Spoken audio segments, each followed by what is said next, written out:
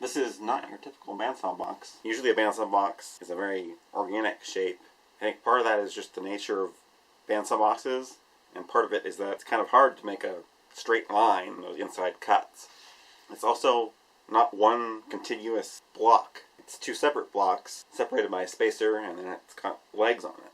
And also, rather than lots of little drawers, there's just two big drawers. That's really a product of wanting to do this copper stipple effect and having these two pieces of walnut that I didn't want to cut into. There's a tray that sits on top of the drawer, and they come out as a unit. So I glued up two blocks, and I alternated between 4/4 and 8/4. I thought that would give it sort of a texture to it without being so much of a contrast as different woods. And I started laying out for all the corners and the inside cuts. But then I realized that unlike a normal bandsaw box where you can just sort of make that cut to get inside kind of anywhere you want, and then in this case it was going to mess up my layout.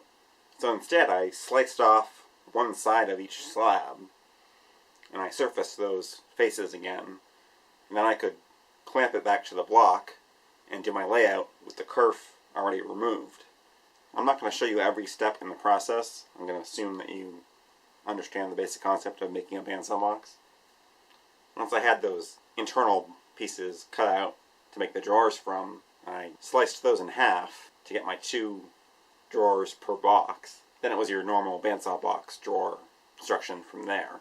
Although because these drawers are fairly deep and wide, I thought, well, I would keep the lower section a single space. In the upper section I made compartments by making more cuts. And the only real challenge for that was keeping all the pieces organized to get them back together again.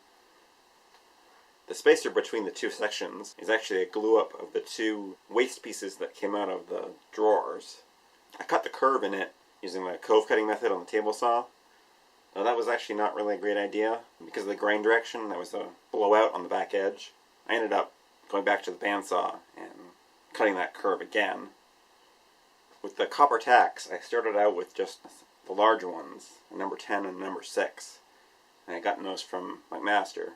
To make smaller ones, I cut the heads off of the number 10s, and I hammered new heads onto the,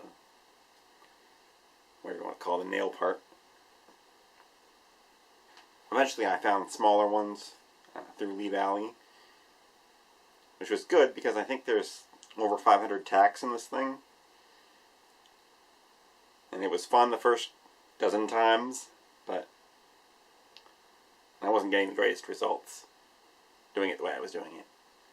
Because I don't know what I'm doing.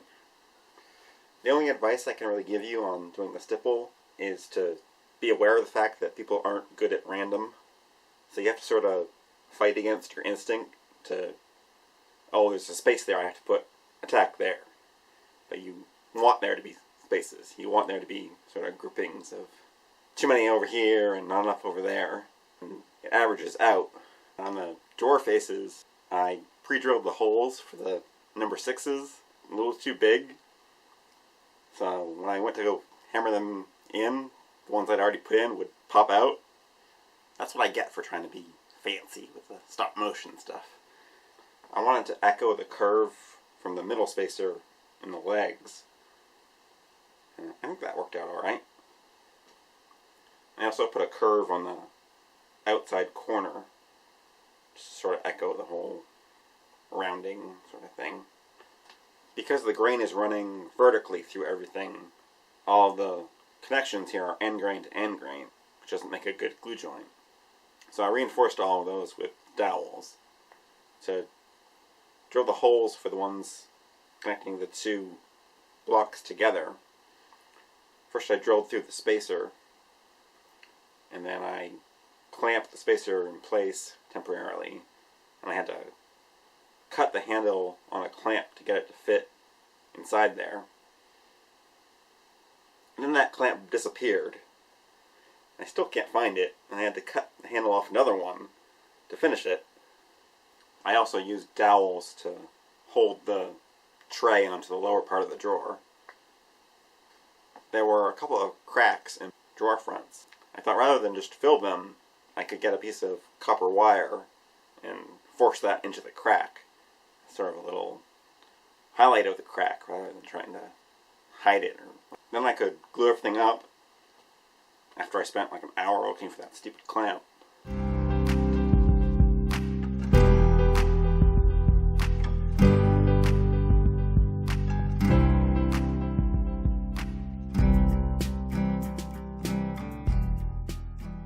For the knobs, I'm just using copper pipe end caps.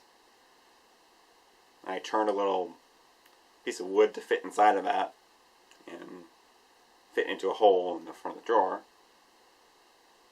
And I just sanded off the lettering on the end cap and made a brushed finish on it.